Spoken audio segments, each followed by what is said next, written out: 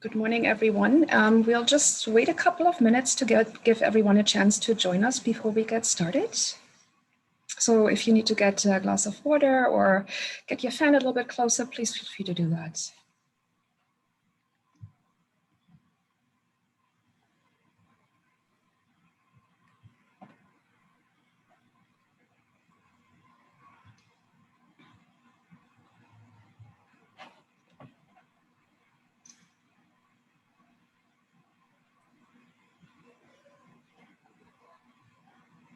So for those who are just joining us, we're just going to wait a few more seconds to give more people a chance to sign up, and then we get started.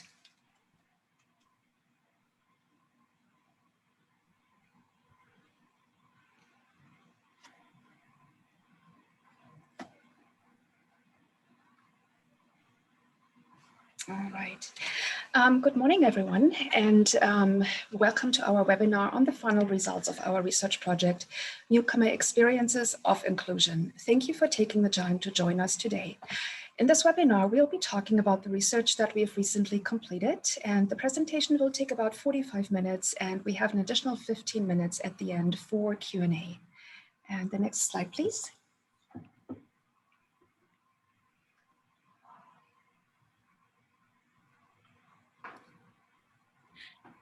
Great. Sorry, I was just waiting for the PowerPoint to load, but now everyone can see the PowerPoint. So yeah, we just wanted to thank our funders. So this project was funded by the government of Alberta, Alberta Labour, and it is carried out by the Centre for Race and Culture. And I'll just be saying CFRAC for short instead of saying the full name every time. And so yeah, next slide.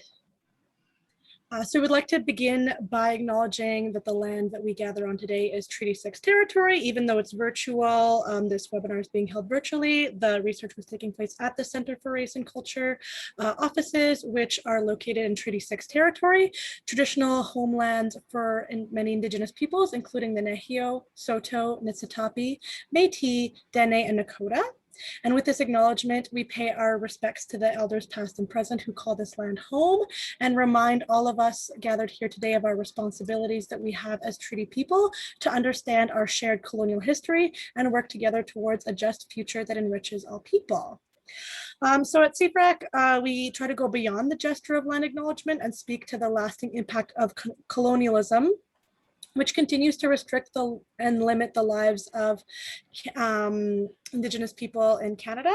So our research project illustrates how the experiences of poverty, stress, and discrimination have a direct measurable impact on the well-being and thereby the mental and physical health of newcomers. And so although newcomers and Indigenous people have different histories, both Indigenous peoples and racialized newcomers share similar experiences, and we hope that the findings of our research can provide a blueprint for similar research to be conducted with respect to the well-being of Indigenous communities. So Canada's laws with respect to immigration, as well as that it's had for Indigenous peoples, is based on inequities and exclusionary practice. So for example, in 2011, 1 in 7 Indigenous peoples lived in poverty the national average was 1 in 7 folks lived in poverty in Canada, and then racialized community face the highest levels of poverty. So 25% of Indigenous peoples and 40% of Indigenous children live in poverty. And then if we look at the statistics for racialized families, 1 in 5 racialized families live in poverty in comparison to 1 in 20 non-racialized families. So it really shows that poverty is not neutral. It intersects with many identity categories such as age, ability, gender, sexual orientation, citizenship status, and disproportionately affects certain communities and individuals such as Indigenous peoples, newcomers to Canada, and people with mental health issues. So this inequity is a direct consequence of the historic and ongoing oppression that continues to contribute to these high levels of poverty among Indigenous and newcomer families. And while the overrepresentation of Indigenous and newcomer children in the child welfare system is a complex and multifaceted issue, the racialization of poverty has been identified as one systemic force that brings Indigenous families into contact with these harmful systems. CFAC promotes and supports individual, collective, and systemic change to address discrimination and racism and encourages intercultural understanding. Taking an intersectional approach, our expertise spans workplace development, community building, research, and education. To learn more, please go to our website, which is listed here, or sign up for our newsletter, where we provide monthly updates. So we wanted to tell you a bit about ourselves as we go through. So I'll let Myriam introduce herself. Yes, so my name is Myriam Gerber. I'm the research coordinator for this project since August 2019. And my background is in education, and I'm currently completing my PhD program at Concordia University in Montreal. I came to Canada 20 years ago, and I'm a settler here on Treaty 6 territory.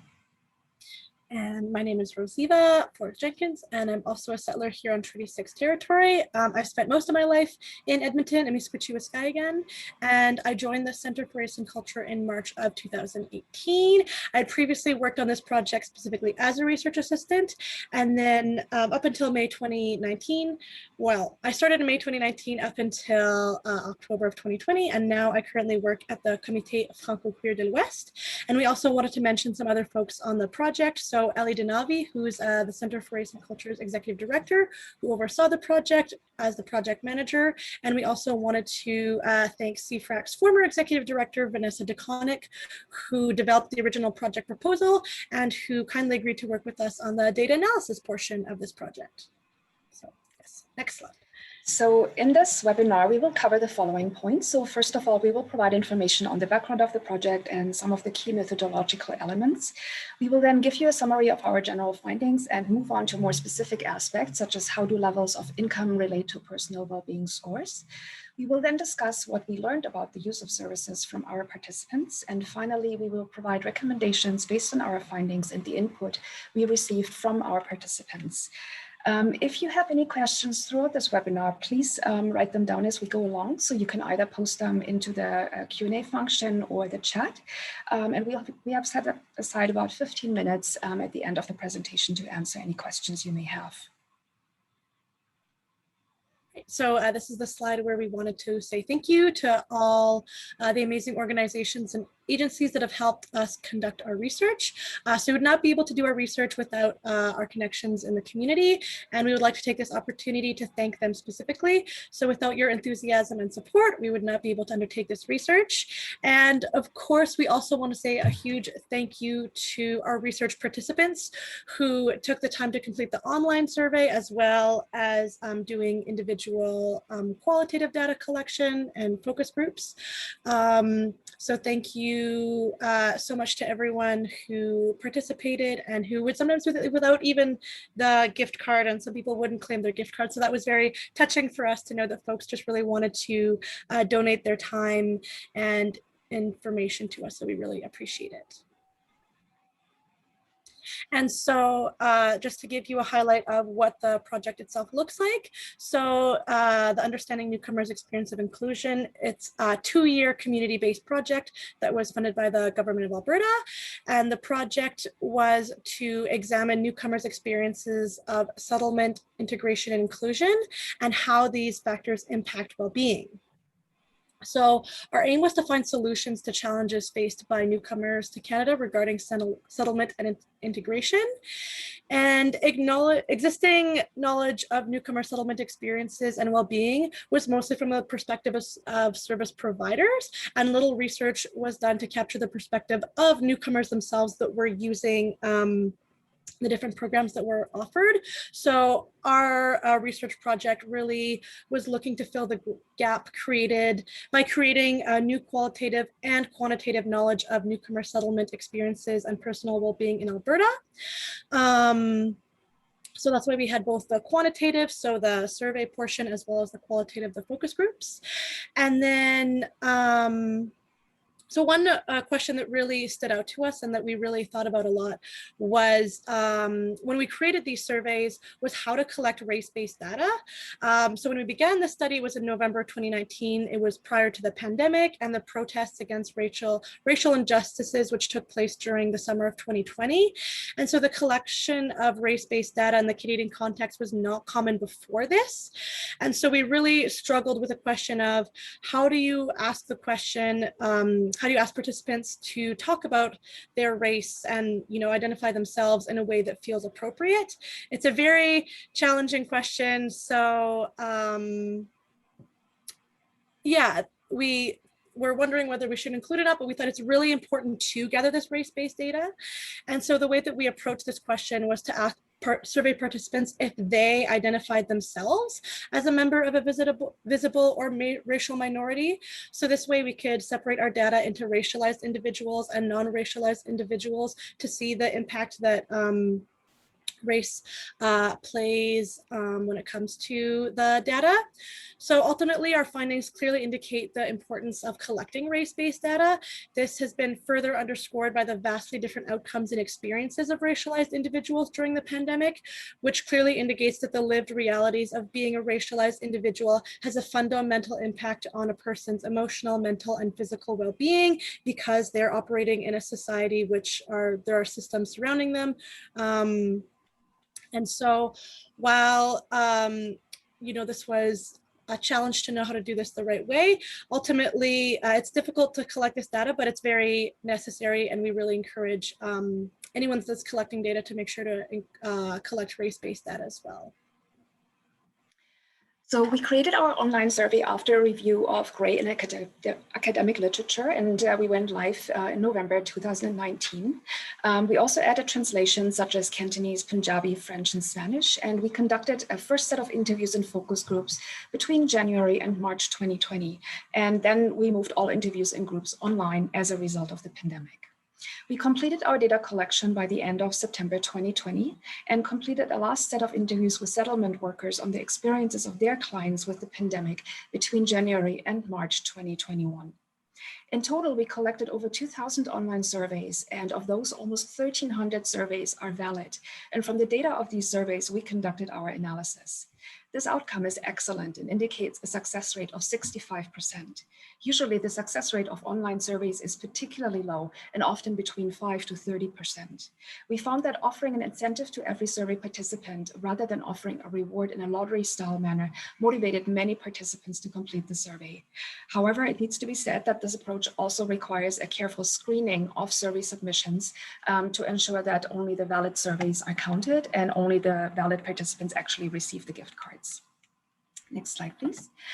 In order to go beyond simply looking at differences in experience, we connect demographic data of our participants with indicators of personal well-being and stress to measure the direct impact specific circumstances and experiences have on a person's life.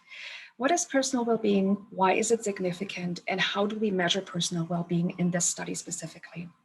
There are, of course, a wide range of specific definitions of personal well-being, and some of them include spiritual aspects, but in general, subjective well-being refers to diverse and interconnected dimensions of physical, mental, and social well-being that extend beyond the traditional definitions of health and can relate to aspects such as social satisfaction, a sense of accomplishment, or a personal fulfillment. In this study, we are working specifically with the Adult Personal Well-Being Index, which has been developed as a standardized tool by an international team of researchers over many years and has been subjected to rigorous international testing, cross-validation, and peer review to ensure that the test has comparability and validity. It measures an individual's satisfaction in 7 life domains: standard of living, health, life achievements, personal relationships, personal safety, community connectedness, and future security. We have used this tool in a previous study, the Red Deer Welcoming and Inclusive Communities Needs Assessment from 2016, and we are using this index in the context of this research to examine and illustrate the direct subjective impact of life experiences and circumstances beyond simply statistical data. So this is an example of what a PWI chart or personal well-being chart reveals. So in this chart, it represents all the studies it represents all the answers of all study participants with respect to their personal well-being. So the blue line in the middle indicates the mean personal well-being index, which on average is usually around just slightly above 70 points. And in this chart, we can see how in some aspects the PW is higher, such as with respect to health, personal relationships, and safety, which indicates that which indicates that individuals experience high levels of satisfaction in these areas of their lives. Considering that our participants are newcomers and their specific contexts from which they immigrated to Canada, it is perhaps understandable that health and safety would be experienced as positive in Canada. In comparison, in the domains of standard of living, achievement in life, community connections, and future security, our participants rate well below the average PWI.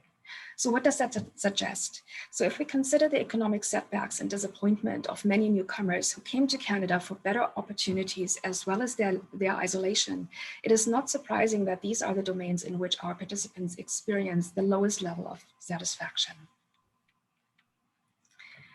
Various factors impact a person's personal well-being scores. So for example, here we are looking specifically at age group and level of income. So for example, here we can see that different PWI scores are reported depending on the age group. So the age group between 18 to 27 years and 55 to 74 years report the highest PWI scores, while the age group between 35 to 54 years reports the lowest PWI score. So this may be reflective of the specifically high load of economic and social responsibilities of that particular age group. Not surprisingly, higher levels of household income correspond with higher levels of PWI scores. So for example, an income of less than $25,000 is associated with a PWI score of 6.5, while an income of $150,000 and above is linked with a PWI score of almost 7.7. This is a clear and not surprising indicator that levels of income are directly linked to personal well-being as well as to stress levels.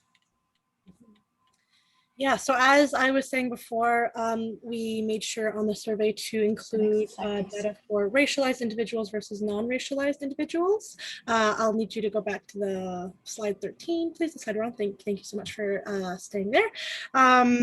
So this chart shows why it's important to collect race-based data, because we can see the PWI scores. So remembering that the higher higher the PWI score, the higher the personal well-being index for that person. So people who are non-racialized, so white folks, so immigrants who would be white, have a higher PWI score and have a higher personal well-being than the data that we collected for racialized individuals. So it really shows the differences between folks who self-identified as being a member of a racialized minority in comparison to those who self-declared as being non-racialized. And it illustrates that on the daily basis of life, the levels of stress of racialized individuals are notably higher and their personal well-being is lower than non-racialized individuals.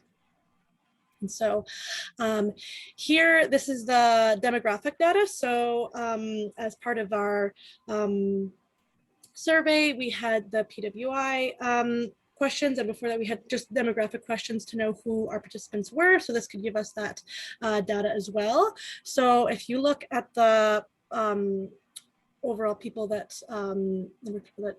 answered the survey, if we look at the distribution of age and gender, so on the left-hand side we have our distribution of age, and our participants are quite young, with 74% being between the ages of 25 to 44, and then 10% from the ages of 18 to 24. And so overall, 84% of our participants are under the age of 45. And then when we look at the distribution of gender, so on the right-hand side of the slide, we see that the distribution of gender is similar to other surveys. Over half of our participants are female, 41% being male, and then 1% self-identified as being part of the LGBTQ plus spectrum, being non-binary or being third gender. So that tells a bit about that. And now if we look at specifically the folks, the distribution of people who identified as racialized. And then on the right-hand side, we have the region of origin. So on the region of origin, just to kind of give a clarification where it says SC America, that's South and Central America, and then C and E Europe means Central and Eastern Europe. So if we look at the fact that almost half of our participants self-identified as a member of a racialized minority, 47%, while 45% self-identified as non-racialized, and then 8% either didn't want to answer, because we had the option as well of people who didn't want to answer that question, and then or the data could be missing for those as well. And then when it comes to region of origin, we see that 48% of our participants are from Asia, 19% are from Africa, 9% are from the Middle East, and 7% respectively from Central and Eastern Europe, and then South and Central America. And on our next graph, we have on the left the university degrees, so folks who had a Bachelor of Arts degrees, BA standing for Bachelor of Arts, and then MA meaning Master's or PhD. And then on the right-hand side, we have the reasons for coming to Canada and the reasons listed there. So we can see that the first chart indicates that our participants are highly educated when compared to the Canadian average. So 31% of our participants had a bachelor's degree, 32% either had a master's or PhD. So a total of 63% had this higher education. And so by comparison, when you look at the Canadian average, less than 25% of Canadian born citizens have a Bachelor of Arts, and only 5% of Canadians have an advanced degree. And so when we look at the reasons for coming to Canada, it really shows why. The main reasons why participants coming to Canada was for economic reasons with 28%. So that would kind of account for folks who have higher education and want to come to Canada to have more economic opportunities, and then also so we had 14% for harsh living conditions, 9% exposure to violence, 8% war, and then 6% persecution. So there's a clear connection between what draws newcomers to Canada and the skills and expertise that they bring. So what do we know about the employment of our participants? About half of our participants reported being employed at 49%. In comparison, the Canadian employment rate averages 60%. 22% of our participants reported that they are unemployed, and in comparison in 2020, only 9.5% of the labor force in Canada was unemployed.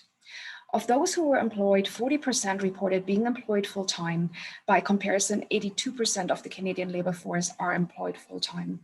11% of our participants reported working in one part-time job, while 4% worked in multiple part-time jobs. And in comparison, 18% of Canadian employees work part-time, and 10.5% work in more than one part-time job. So what becomes clear from this data is that not only are fewer newcomers employed overall than Canadians, the number of unemployed newcomers is double in comparison to Canadians. Less than half of our participants work full-time at 40%, while over 80% of Canadian employees are employed full-time. And at the same time, fewer newcomers are employed in part-time jobs. One of the most significant findings was that almost 60% of our participants report an income level below $50,000. Yet in 2020, the Fraser Institute found that in order to escape poverty, a family of 4 needs to earn more than $60,000 a year. These findings are particularly alarming if we consider the above average level of education expertise that newcomers to Canada have as a result of the point system, and the hope for better economic opportunities, which brings many immigrants to Canada, as well as the difficulty to find work and a reasonable salary for these newcomers. So in summary, in spite of newcomers' high level of education and expertise, the majority of newcomers are un- or underemployed, with earnings well below the poverty line. This is particularly noteworthy as most newcomers come to Canada for better economic opportunities.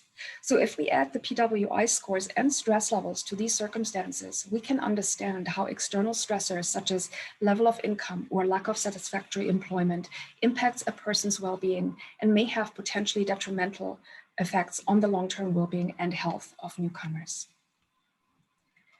So as we've seen earlier, high levels of household income correspond with higher PWI scores. In addition, we have also found that levels of educational attainment in PWI scores are linked to skills utilization. So those participants who had at least a bachelor's degree or a higher degree and who indicated that their current employment utilizes their skill set had a PWI score for this question of over 7, while those with the same educational credentials but underutilization of their skills scored 5.3. This chart indicates that there is a direct link between level of education, level of income, and personal well-being, and that for those with higher education, a low income and underutilization of their skills is particularly distressing. All right, so we also looked at the participants that are in urban versus rural areas, and then also looking at when it looks to employment meeting financial needs. So you see on the left graph, there's the difference between we separated with the blue columns being overall, and then orange being urban and gray being rural.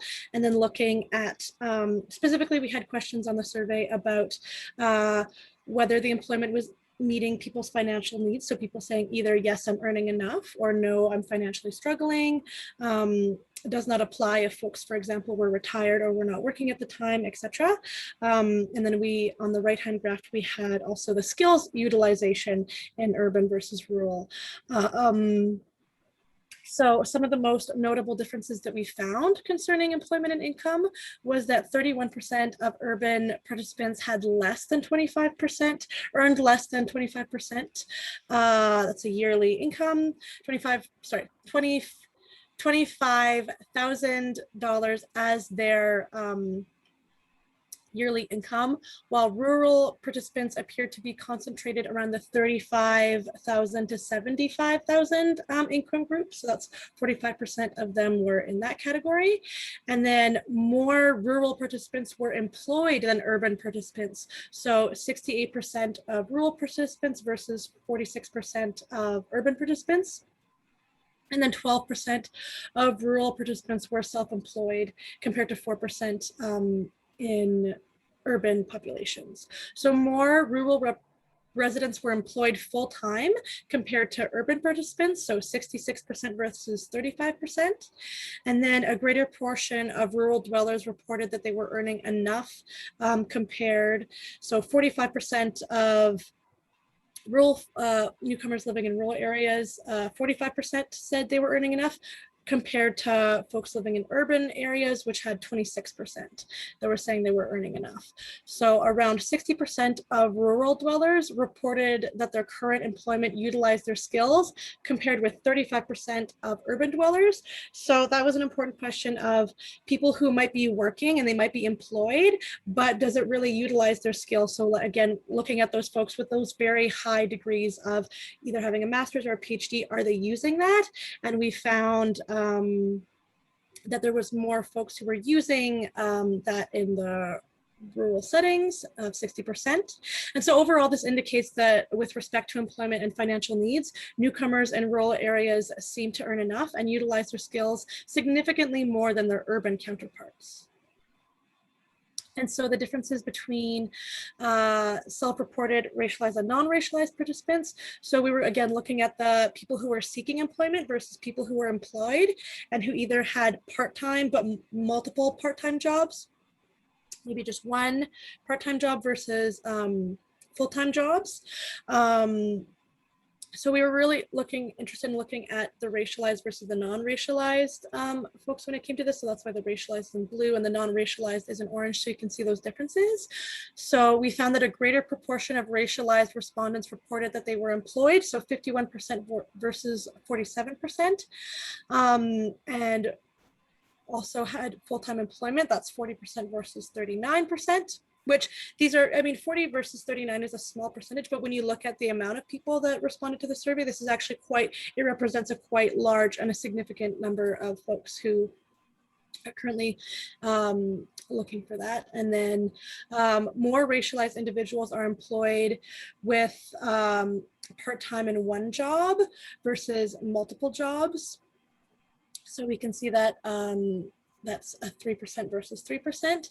And then we also saw that more racialized individuals were seeking employment, so 52% versus 47% while employed compared to non-racialized respondents. So again, that 5% difference of 52 versus 47%. And so this indicates that racialized individuals may find themselves to be employed more often in part-time positions, but at the same time, they might be actively looking for employment elsewhere. And, you know, we can guess as to why that could be. Perhaps they're not happy in their jobs. I mean, that's, yeah, some of what the data says. So we had established earlier that among Western nations, PWI score in the mid-70s is considered an average score, while scores in the lower 60s or even 50s are considered to be strong indicators for very low levels of personal well-being. We were particularly interested in learning more about our participants who had particularly low PWI scores and in which areas of their lives they indicated to have particularly high levels of stress. And so in this analysis here, we can see that some areas are specifically notable. So here the blue column indicates the results of the entire group of our participants, and the red column represents only those individuals with very low PWI scores. So here we noted 3 areas of stress in particular, so personal and family safety, that includes family abroad, loneliness, lack of family or community support, and discrimination. While discrimination is indicated as a stressor by some of our participants, among those with very low PWI scores, the score of discrimination as a stressor is almost twice as high as that of the average participant. So when we were looking at employment and gender, compared with men, a smaller proportion of women reported being employed, so 48% versus 51%, reported full-time employment, 35% versus 43%, or part-time employment at multiple jobs, so that would be 3 versus 4%. But at the same time, a greater proportion of women reported having one job as a part-time employment, so that would be 12 versus 9%. So what is the relationship between gender and stress? In this chart, we are looking at specific life stressors and the difference in stress experienced by men and women. Men in this chart are indicated in the red columns, while women are marked as blue. So first of all, it's notable that in almost all areas, women experience considerably higher levels of stress in comparison to men. The areas in which men appear to experience slightly higher levels of stress are with respect to personal and family safety, including family abroad, and personal relationships. Interestingly, discrimination is experienced very similarly by both genders, while an individual's own health problems and conditions are a level of higher concern for women. So let's have a look at the results of our questions about the use of services by our participants. So we do know from existing research that less than half of all newcomers to Canada use services aimed at newcomers, but we know little about the reasons why they are not accessing services. And so this is one of the reasons why we sought to connect with newcomer communities who have not used services to better understand how their needs can be met. So the burgundy color in this chart indicates the answer, have never used the service, and the results in this chart indicate indeed that only services which have been used with some frequency by our participants are services for immigrants and refugees, as well as for children. Other services, such as specifically for LGBTQ+ individuals or seniors, have very rarely been used. And when we look at other services which are available in the community, into the general public, but are also used by newcomers, we can see the significant role of public libraries, along with public transportation. Notable is also the somewhat frequent use of emergency help, which includes food and shelter or protection from family violence. We have learned from our focus groups and interviews that it was a lack of knowledge about available services, as well as a lack of understanding regarding which services provide specific programs. Another aspect we learned from our participants is the potential barrier of transportation, specifically for individuals who live outside of the city center. It can also be particularly challenging for newcomers to access services if they have to look after small children. So in our focus groups and interviews, we asked our participants specifically for recommendations on how their settlement experience could be better supported. And here are the feedback that we received. So first of all, lack of clarity of focus of services. First and foremost, it was noted by several of our participants that while the available settlement services are extremely helpful and can play an important role in the first months and years as newcomers settle into the Canadian society, it is oftentimes unclear which services are available for which newcomer categories, or whether they may be accessed by any newcomer. So for example, what we heard was that some newcomers assumed that settlement agencies largely provide assistance for low-income newcomers, for those with low English proficiency, or for refugees. Services not streamlined or transparent and difficult to access. It was also noted that settlement services are oftentimes dispersed throughout the city, and newcomers may have to travel to several different offices in order to access services. The difficulty of understanding which services are available, which might be appropriate, and who may access them was an issue which was mentioned repeatedly. The concern that offered services may not be legitimate. It was recommended that information on settlement services should be provided to newcomers as soon as they land in the country, and should be promoted by the government so that newcomers can feel confident that they're accessing legitimate services. For example, one of our participants stated, scams particularly, I think it's difficult if you maybe go in the wrong place for information and you'll be misinformed or worse. So yeah, I think there should be better advertisements to help. Like this place, this is the only place, and you can go there and that place and you get everything you need from there. It was requested that service providers offer a combination of services, so specifically in combination with childcare. Combinations of programs were specifically often recommended. So some of our newcomers who accessed the Calgary Immigrant Women's Association, for instance, particularly commented on how childcare services, which were offered in conjunction with other programs, made it possible for them to attend classes which they would otherwise not have attended. Similarly, the lack of available and/or affordable childcare services made it difficult, if not impossible, to attend adult classes and programs. Connect potential employees with employers. Our participants also provided recommendations around finding suitable employment and pointed specifically to the need for Canadian employers to find ways to bridge the gap between the information which is provided to newcomers as they apply to come to Canada and the realities which they encounter once they land in Canada.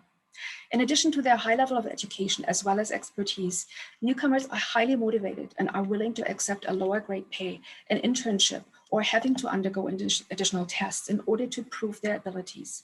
For example, one of our participants who has almost 2 decades of experience in senior management stated, I acknowledge I have to start from zero just to prove myself, to prove my skills and learn a new culture, learning more skills. I know there's a price for everything. I'm willing to sacrifice my 15 years of experience to start from zero, just to adjust to this new culture, to be productive. It's nice to be productive, make a change, make a difference. It was suggested that employers could offer internships to newcomers, which would not only allow them to demonstrate their skills, but more importantly, to acquire Canadian work experience in their field of specialty. Streamline and reduce cost for additional documentation, certification, and translation. Another area which was recommended for streamlining and improvement concerns oftentimes multiple requests for additional documentation and tests, which had already been completed by the newcomers prior to coming to Canada, including English tests. One participant stated, everything we did back home, all the monies we paid to get all these things, we come here and we are asked to still do an English test. CLB, I don't know how it's different than what we already have. We are asked to still do workplace tests to show. I don't really get it. I was taught English in schools. We speak English in Nigeria. That's our language of communication. When I was asked to write IELTS, it was like, okay, let's go and write it, right? And then I wrote it, and now I'm here again, and I'm still going to write another one again, and I'm still going to do another test again. Like, really? Another recommendation was to create a system of verified, safe, and affordable housing and access to transportation. Recommendations were also made with respect to helping set newcomers up with affordable housing and transportation. While public transportation is available in larger cities such as Edmonton and Calgary, it can be particularly challenging for newcomers to use public transit, specifically if several transfers are needed. One newcomer who lived outside of the city with her 2 young children stated, I would like to take a car, but if I need to take a car, I need to go for a car dealer. They ask for credit history, which I don't have. I have proof of funds. I can show that I can pay. They ask for an income, proof of income. There is no job, no car. If there's something they can provide for their transportation services, like to start off some $3,000 cars, $4,000 cars that you can get affordable, then you can start something. Similarly, newcomers oftentimes find it particularly challenging to find suitable, affordable housing. Our participants reported that they were at times asked to pay several months of rent as a security deposit, as they did not have Canadian references and no Canadian credit history. Some newcomers also encountered rejections, as some landlords seemed to be uncomfortable to rent to non-Canadian tenants. It was recommended that the provincial and federal governments should set up a loan program which would allow newcomers to purchase affordable used vehicles and to make arrangements with specific landlords to provide affordable and suitable housing for newcomers, which would provide an initial residence for newcomers until they had established themselves in Canada. If such services were provided through the government, newcomers could feel reassured that they were not being scammed and that their particular circumstances, such as not having a Canadian history, credit history, or Canadian references, were not considered a hindrance. And finally, provide newly landed immigrants with welcome booklets or packages at airports with all relevant services in one resource. So it was recommended that all newcomers landing in Canada, regardless of the province in which they land, should receive a welcome booklet and package, which lists all available services for newcomers, as well as practical information. So for example, how to open a Canadian bank account, how to set up a cell phone plan, or how to find a doctor. While much information is available online, newcomers are oftentimes unsure if the services are legit. At the same time, many services are also offered by multiple providers, so that it can be overwhelming for newcomers to understand which services are available to them. Okay, so just a summary of some key points. So Canada is very keen to attract newcomers, largely to sustain our workforce. Yet the current system, which draws newcomers to Canada, is not providing a smooth connection between newcomers and jobs. The skilled worker program accepts newcomers based off their experience and their credentials. Yet once they arrive in the country, newcomers' credential and experiences are not recognized, and they find themselves in economically, emotionally, and psychologically very difficult circumstances. And so in addition to disillusionment, isolation, and loneliness, newcomers may potentially face financial hardship, difficulty finding appropriate housing, language and communication barriers, as well as discrimination and racism. So we're not saying that all newcomers have this experience. We did focus groups, and many newcomers they're very happy here, etc. But it's concerning that there are many newcomers that have faced these hardships. So in correspondence with the census data, our data indicates that the newcomer population in Alberta is made up of young, highly educated people, but that over 60% of our participants currently survive in an income that is below the poverty line. So our data indicates and confirms an existing divide between racialized and non-racialized individuals in terms of levels of employment, and then also the types of employment. So whether that employment is full-time, part-time, or multiple part-time jobs, as well as the satisfaction with their current workplace. Our PWI and stress analysis clearly indicates that considerably lower levels of personal indicates the relation between low levels of personal well-being and higher levels of stress. So our data also indicates that racialized individuals experience considerably higher levels of stress over non-racialized newcomers. And among those who have particularly low PWI scores, their work situation and discrimination feature as specifically high stressors for those folks. And so another connection that we've found through both our data and in our focus groups is that many newcomers experience a double minority factor.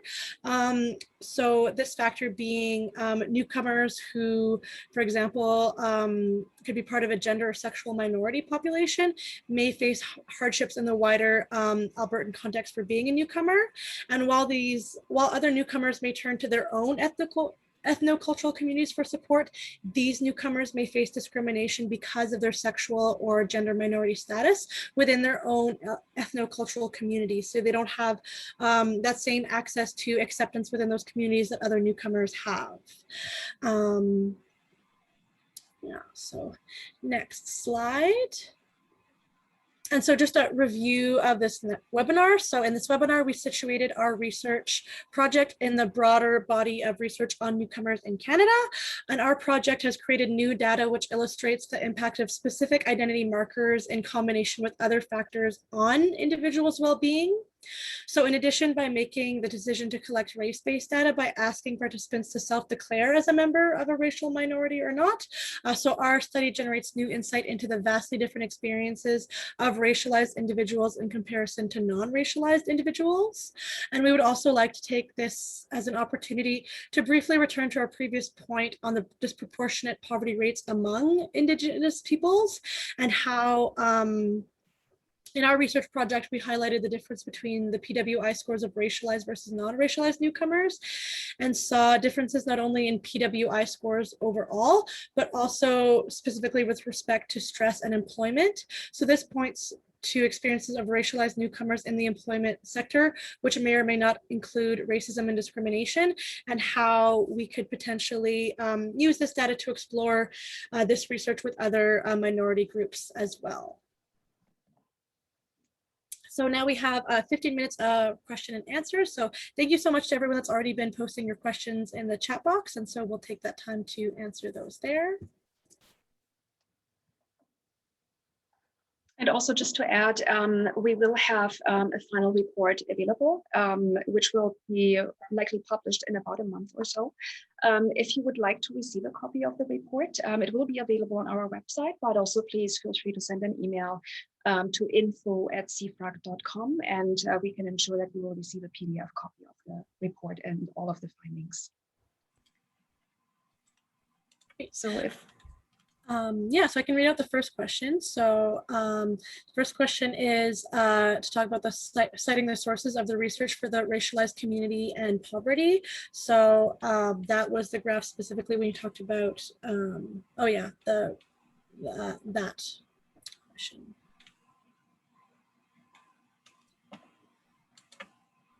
If you wanted to elaborate on that more, Myriam, on where we got the research on racialized communities and poverty.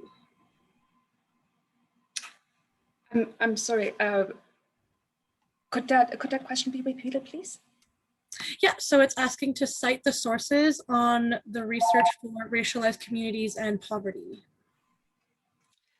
That was information that was mentioned earlier in the presentation, I believe. I'm sorry, I don't have it off the top of my head. The poverty line that was done by the Fraser Institute. So that was something that came out in 2020, and they found that in order to get out of poverty, a family of 4 needs to earn more than $60,000 a year. And basically the other information that we collected on the number of people that live below the poverty line is basically our own data, where we looked at how many people make how much money.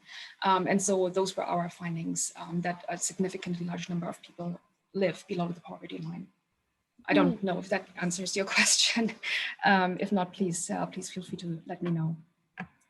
Yeah.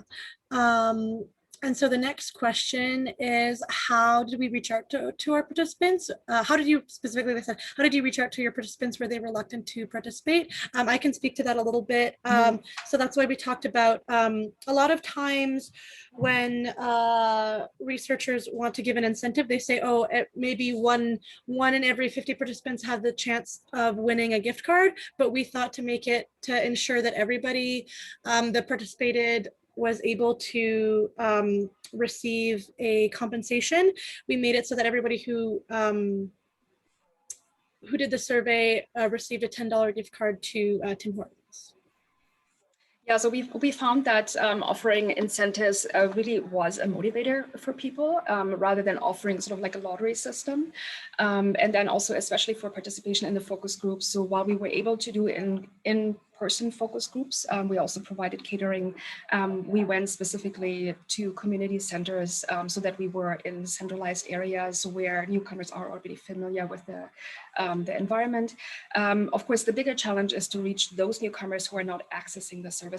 But what we found was that eventually word of mouth seemed to spread the word. And then we also made efforts to reach out to local libraries across the province, to local family and children support services.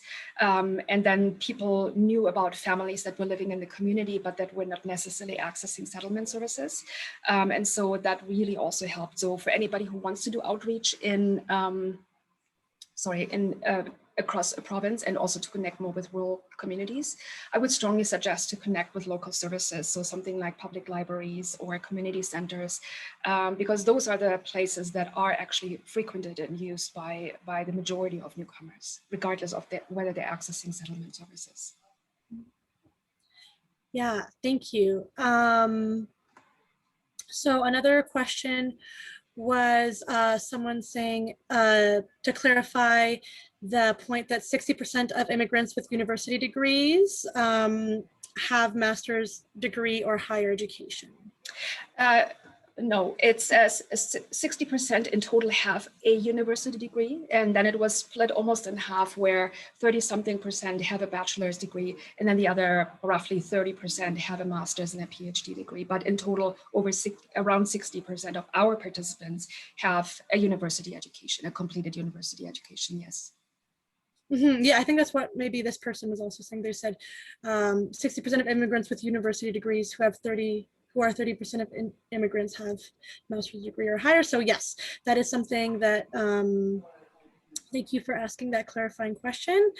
This person also had a really interesting comment that I would like to read out because I think it really speaks to what we're saying. So this person was saying, I married a Canadian and came to live here. I've been in Canada for 4 years now, and something that I've noticed is how difficult it is to create a credit life. When I arrived, I found a survival job, and shortly after, I was able to find a job closer to my profession, and I opened a bank account. Just one bank agreed on giving me a credit card with $500 limit, and just a few months ago, I was able to have it raised to $1,000.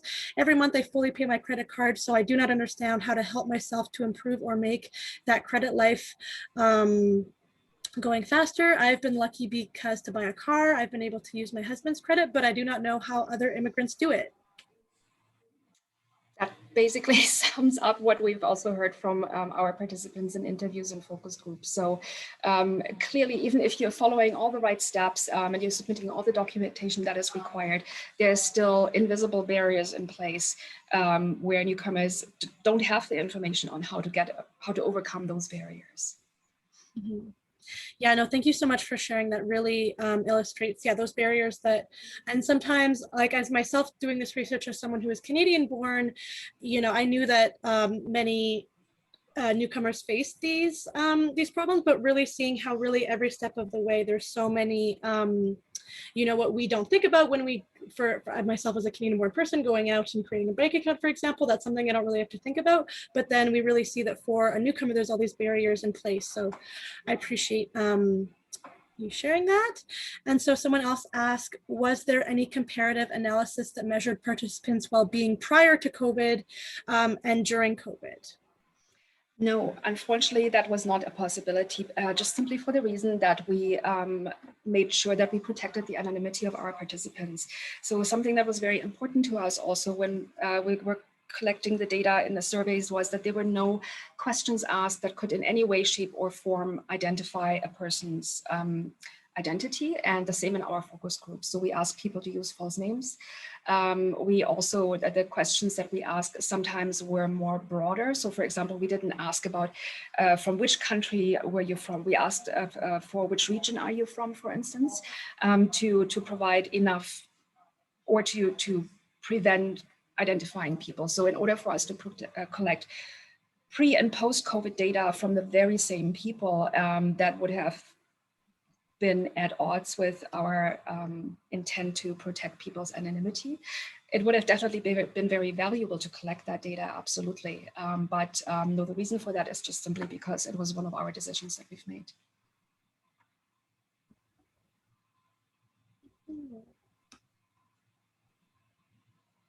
Oh, so yeah, there's a lot more Q&A questions now. Oh yeah, this person asked, did you find that non-racialized people had to take a foreign credential assessment or a language assessment? Was the rate higher or lower compared to racialized individuals? That I cannot answer. We did not collect that information. Mm-hmm. Yeah, it's a good yeah, it would be a great question for, yeah, perhaps another study to look into that specifically. I think that's a really fascinating point that we'd love to know more about. And then someone asked, was there a need to use translators during focus groups? We were planning to do that, yes. We did use translators for some of our online focus groups. So while we were still planning to host in-person focus groups, we had already made arrangements to actually have individuals present who knew the community and who were willing to also work as an interpreter. And then while we were conducting smaller focus groups online, yes, we were definitely working with an interpreter as well. It is more labor intensive, of course, and the process is also not quite as fluid, but I would strongly recommend that it is worth spending that time in also hearing the newcomer voices of people who have the language barriers. Yeah, definitely. And that's why we wanted to translate our surveys as well to reach other folks. Someone else asked, in your recommendation, the recognition of foreign credentials. So what are our thoughts around the recognition of foreign credentials? Well, it seems to be a very messy process. So even if newcomers already submit the right documentations before they come to Canada, they have to do it again once they're in the country. Sometimes they are also asked by multiple different organizations or agencies to redo the same test, even though they have done it before, but the other copy will not be recognized. So there's so many discrepancies between what is acknowledged, what is accepted. It seems to be very arbitrary. And newcomers, even though they follow through with all the right steps, cannot feel secure that their efforts will be recognized once they actually land in the country. So in the worst case scenario, it could be suggested that they're provided with false information before they're coming here. So the expectations that newcomers have when they come here is that, yes, their credential will be recognized. Yes, they will be able to land a job because they have been told that their skills are in high demand in Canada or in specific provinces. And then they come here and they are utterly disillusioned. But of course, they have uprooted themselves and now they're here and they can't go back. So I would strongly recommend that more needs to be done in order to have a speedy and streamlined process to acknowledge foreign credentials. And it should be done quickly so that people who have the degrees, who have certifications can actually enter the labor market also quicker. Yeah, from what I saw, I would agree that also there's other questions asking about what stood out in our research or what surprised you the most. So kind of to answer both of those at the same time, for me, I think what surprised me was really the amount of newcomers and how much there's really, really qualified people with so many amazing skills and people who, you know, in the focus groups, you see people, they're passionate, they want to work, they want to, you know, be part of Canadian system. They're so happy to be here. They want to work, but we're putting it feels like Canadian society has all these barriers in place for newcomers where, you know, they would be such an excellent addition to the workforce, but there are all these barriers in terms of recognizing credentials. There's also folks who talked about needing to have their degrees translated. So if, you know, I think that if different employers are going to ask for degrees to be translated, they should also finding a translator is hard, and then finding someone to do it, and like finding someone with a standardized rate, etc. So I think like those translators or translations should be standardized as well. And again, the unexpected costs that many newcomers are then expected to cover once they're in the country. They're unable to find employment. They can perhaps work in a survival job part-time, but yet at the same time, they're continually being asked to recertify or to provide more copies or to provide additional translations because this translation isn't acknowledged or recognized for some reason. And so you're already dealing with a population that is struggling to even make ends meet. And yet you're asking them to fork out more money for things that they have already previously done. And so I think there's also, and this is another area where I think we can do a better job in also streamlining things and ensuring that people don't have to go through the same process multiple times. What really surprised me the most, and not surprised, but really shocked me, was to see the large number of people who live below the poverty line. They uprooted their family, they bring their spouses and children here. I had one participant, and she was telling me that her husband had, I believe, a MA degree and 10, 15 years expertise in his home country, and they had a good life there, but they wanted more opportunities, so they came here, and he is now working in a warehouse and as a driver. And she said, she cried, and she said they're so embarrassed they can't tell their relatives back home. And so she's already dreading when they may come to visit, because what will they tell them? That is not what they envisioned coming here to Canada. And so to really see the devastating impact this has on people, it kills their motivation, it kills their enthusiasm. And so there's a long ripple effect that goes on, because this situation is not resolved after 1 or 2 years. This can sometimes go on for several years until individuals have acquired enough work experience. So that was really information that was new to me, and it was really quite shocking. And I'm very dismayed at the situations that newcomers encounter once they are actually in this country. I think on that, another thing that also surprised me was some newcomers being told when they have their PhD, someone saying, I remember specifically in focus group, someone saying this PhD like means so much to me. I spent so much of my life acquiring this PhD. And then when she came to Canada and was applying for jobs, she was told to not list her PhD because she would look overqualified and it would be a detriment to her to list her PhD, which I think is so devastating, to have these, such a wonderful accomplishment to have a PhD, but to be told to not list it is, yeah, very shocking as well. Just one, we're at 11:59, so one last question. Somebody asked, were you able to further analyze the role of gender in the experience of exclusion and inclusion? Exclusion, was it different for women compared to men? That's such an excellent question. And no, unfortunately, we did not look at that information specifically. But I think, again, it would be absolutely worthwhile to explore that further. And as we said in our introduction, using something like the PWI scores to really look at the emotional impact of life circumstances provides some really interesting new information, especially around questions also like, for example, what's the emotional impact of experiencing discrimination? And so I hope that perhaps our study can also serve as a little bit of a blueprint for other similar studies that could be done in the future, looking really very specifically at very specific subgroups of populations as well. These are all really, really valuable questions, and they make me want to do more. But unfortunately, we did not collect that data, so I cannot answer that, unfortunately. Mm-hmm. So we've come to the end of our time now. Rose-Eva, was there anything else you wanted to add? Yeah, I think that's everything. Thank you so much. I've been reading all the comments, everyone saying thank you for sharing your research, and I really appreciate that. So thank you so much for all the kind words and for taking the time to listen to us today. Yes, thank you everyone so much for being here. And again, if you would like to receive the report, please send us an email. And also if you have any other questions, because you're curious about something, please also feel free to send us an email and we'll be in touch with you. Thank you very much. Everybody have a lovely afternoon.